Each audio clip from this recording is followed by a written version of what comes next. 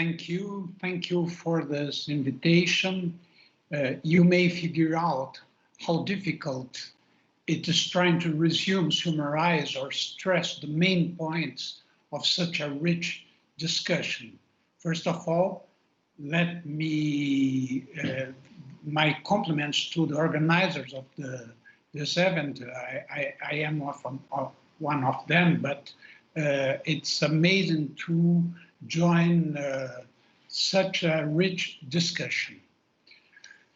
COVID, I have some points. My first point is COVID-19 has dispelled the myth of internet universalization, as Jeffrey Sachs mentioned. Digital divide is not suppressed. Even in Brazil, which is a middle-income country, most students couldn't attend the virtual classes due to the conditions of their households and their connections. Many regions of Latin America do not have internet access. For most of the families, they can only connect using mobiles and 3G networks, which is very, very bad. The finding could lead us to the conclusion that the main challenge today is to enlarge the access to internet. The right to high-quality internet access is essential for the exercise of other fundamental rights. This is included in the Sustainable Development Goals. But our discussions shows that if the Sustainable Development Goals were published today, the goals concerning the internet would be much more ambitious than they are in the SDG as they are actually published. Ambitious and contradictory. And this is my second point. COVID made clear the greatest contradiction of our time. As Larissa, Vera Jourova, and others stressed, society needs data and data circulation. It's the condition to manage pandemics. Data circulation and data governance can be very important and constructive in different dimensions of our life, in health, transportation, urban mobility, fighting against deforestation, and so on, democracy, and so on. Data opens way to social knowledge in a scale that transforms social science. Democracy needs transparency, and data has the potential to strengthen democracy. The use of the internet to stimulate citizens' participation is a good example in this sense. There are some projects turned to strengthen the choices we made in elections, as Colin showed in a few minutes ago. In electoral processes organized around second ballot, for instance, today we don't choose, we eliminate.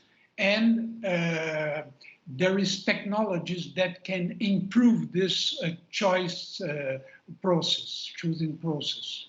But at the same time, the internet is, as Manuel Castells has stressed, deepening the erosion of our democracy, the distrust in our institutions, and in the responsible journalism, and in science, as Jeffrey Sachs stressed.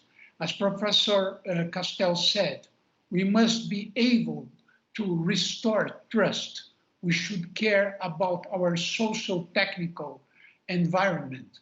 Communication environment must not be polluted.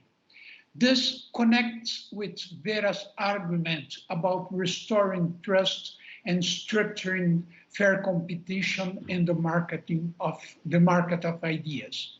We need an economic structure to fight disinformation. We also need to increase transparency and accountability.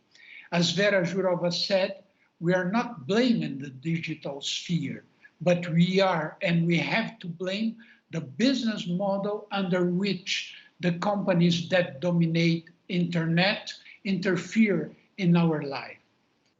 They have come to exercise such power over our lives, especially in the last 5 or 10 years.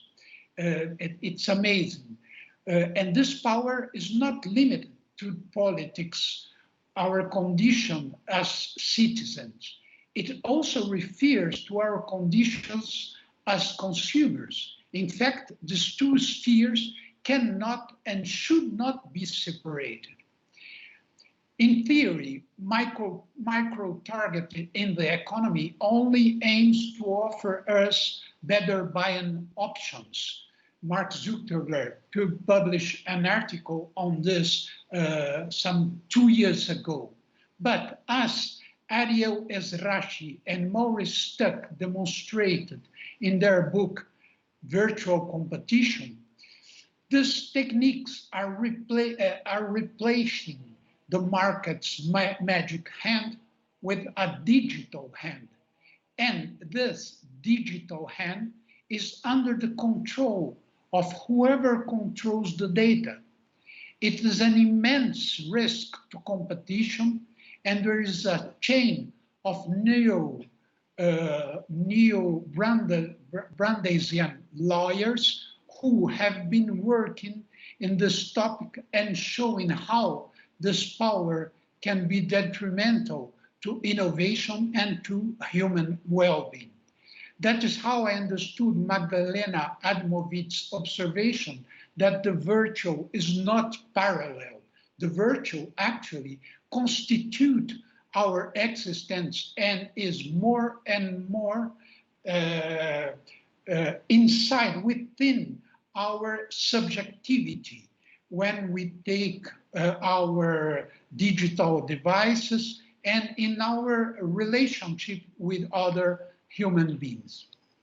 Concerning politics, micro-targeting in the global south is even more pernicious than mentioned in the different presentations we had today. I'm talking about WhatsApp. The message you receive from WhatsApp is a private message. This message don't appear publicly, and you have the tendency to trust this message because it is sent you by someone that you know. But at the same time, this message circulation has no curator at all. In the electoral campaign in Brazil in 2018, WhatsApp had a very important role in the diffusion of misinformation. It's different from Facebook because the messages are encrypted and protected, so you have clearly the impression that is something coming from someone you trust. The misinformation during the pandemics by WhatsApp was very, very important and very harmful. Which take me to the fourth point, which is self-regulation. It's very important that the giant techs try to self-regulate itself, but it's not healthy for our democracy that the decisions concerning the way we communicate one with other, the citizens communicate, the consumers communicate, the way of this communication is decided in a private sphere by a company and not by a public sphere, elect, etc. This is very dangerous, and this put the governance of internet in a very difficult way. We have to discuss the governance of this system that has been created to be radically decentralized, and that is today a driver of concentration of wealth and power. Many thanks.